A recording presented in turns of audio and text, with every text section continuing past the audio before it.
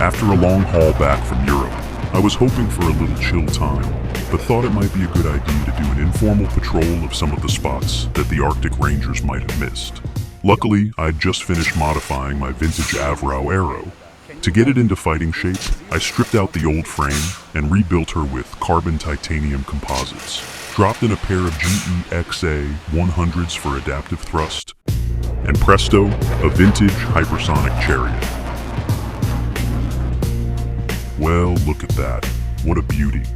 The Revelstoke Dam, generating over 2,480 megawatts of hydroelectricity by harnessing the northern power of the mighty Columbia River, supplying water to over 6 million people, irrigating 7.5 million American acres of farmland. God bless Canada.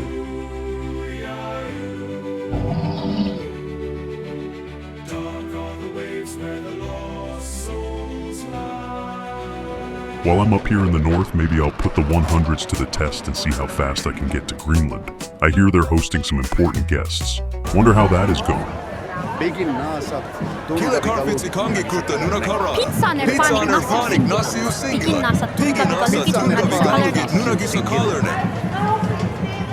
Anyone see where the tour guide went?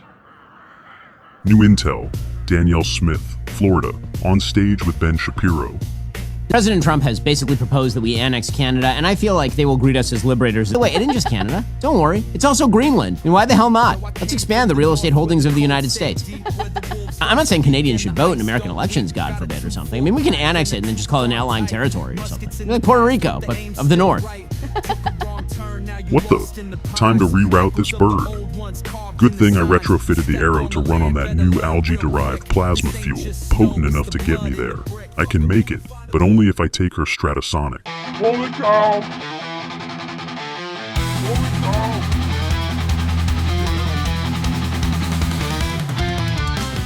After some high winds made for a tense landing at Canaveral, the Arrow was safely on the ground, and I could get back to the new mission.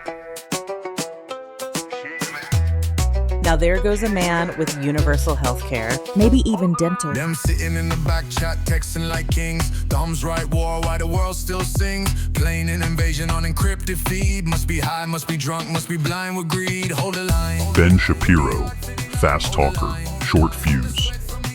He's been chirping about Canadian sovereignty again. Rumor has it that Poilievre is reaching out to the king's assistant, asking for a tariff pause until after the election. And then we've got Smith echoing the same line to Breitbart.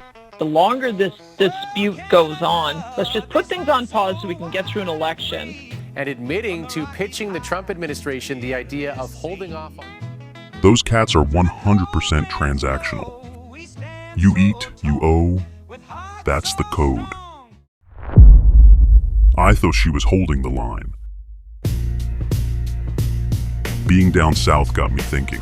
Maybe Canada isn't just reacting to the US, but becoming something else entirely, the version of the new world that America once aspired to.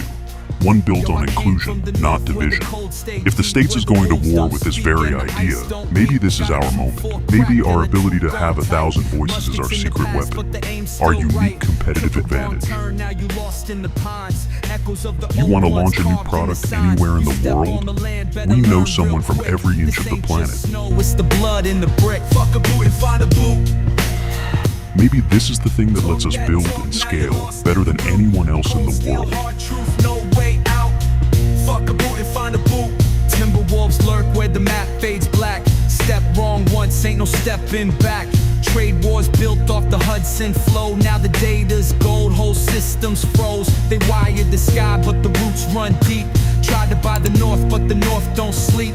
Running through the frost where the rail lines twist. Canoes cut waves while the satellites glitch.